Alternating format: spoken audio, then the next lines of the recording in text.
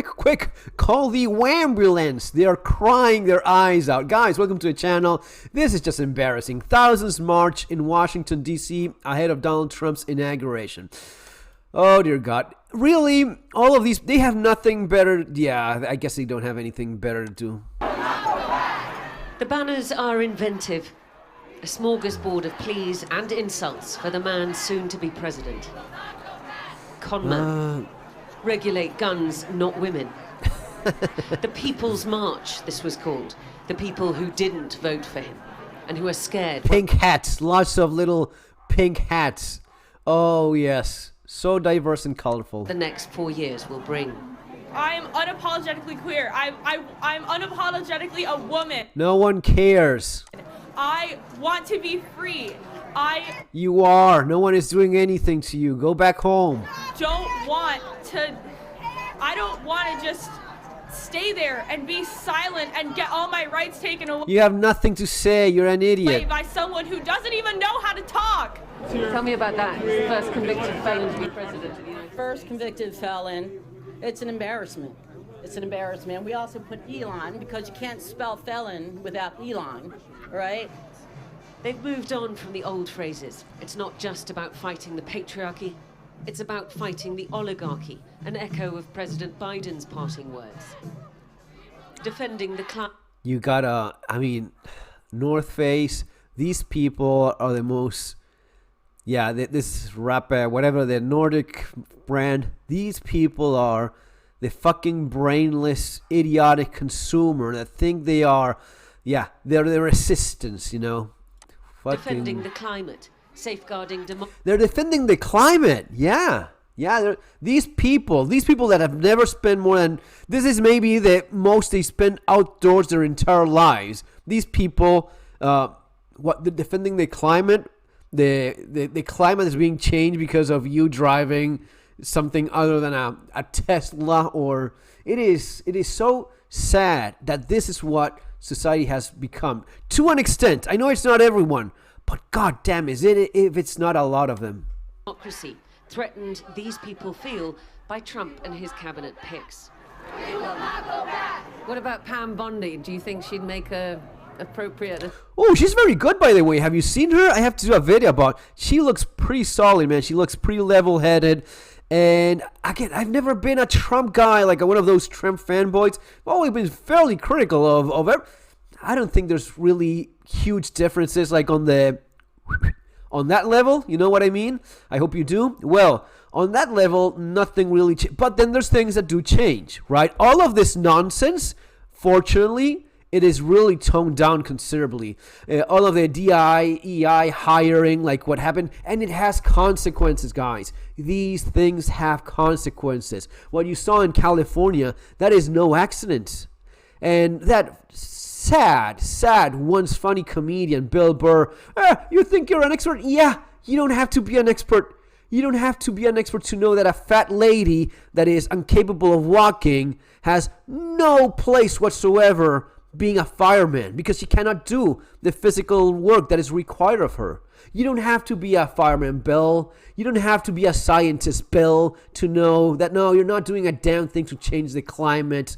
You don't have to be a scientist, Bill, to realize that when you cut back 20 million of the budget of the firefighting in a place that is always a damn tinderbox, nothing good can come out of that. So you don't have to be an expert on much of this. You only need a little bit of common sense, and that's what's been lacking for so long. Attorney General, what do you make of her? I think all she's there for is to say yes to whatever he asked her to do. So what do you think about Pete Hegseth then? I think he's an embarrassment, and an embarrassment to the nation.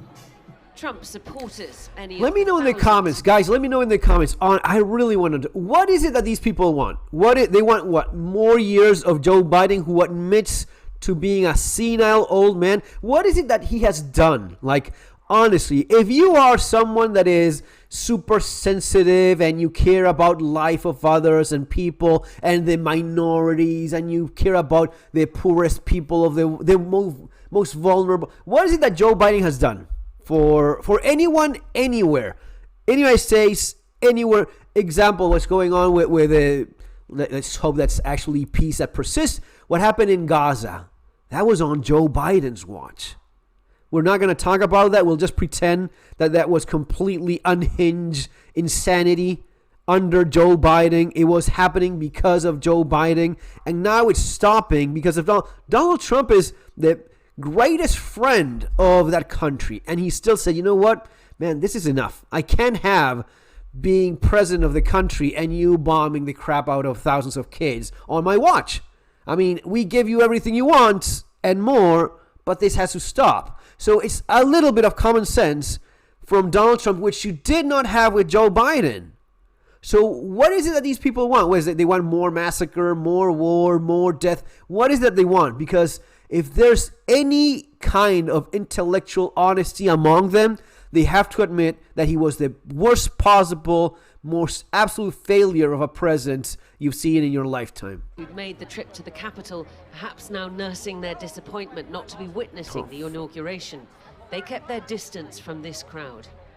The National Mall is much livelier than it'll likely be on Monday. Now the inauguration has moved indoors, but it's still nowhere near the 500,000 who came out onto the streets of Washington, D.C. 8 years ago to protest against Donald Trump's first term.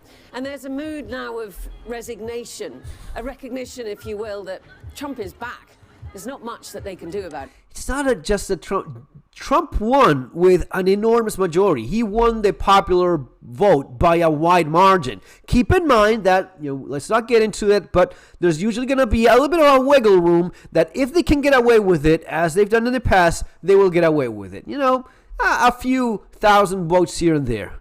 It was impossible this time.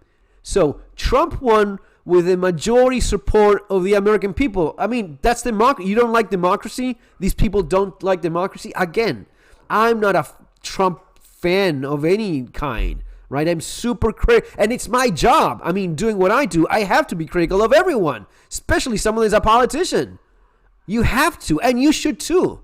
If you start getting religious and fanatical, you're going, even if someone you like, or even someone that, I mean, if you agree with everything, you're an idiot. Anything that you agree 100% with anyone, you're not very smart. That's impossible. You can't agree with everything. So there's always going to be a few points here and there, which, or even more, even serious things that, I think that's messed up. I don't agree with that one bit, right?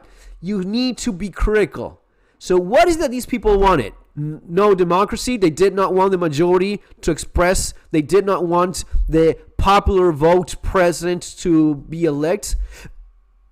They wanted, what is it that they wanted? Again, let me know in the comments. Let me know in the comments what happens if Kamala Harris wins, right? Which one? Kamala, Joe Biden, a man that is almost really just a corpse at this point in every sense, not just politically. That is the thing they wanted to keep as president. We tell the truth. We rally the people. We don't ever give up, even when it seems impossible. Tamika Middleton helped organize the Women's March 8 years ago, and this one too. But here's the thing. Do you think he's listening? Do you think he cares that there are thousands of people out in D.C. today protesting against him? I mean, our audience is never Donald Trump.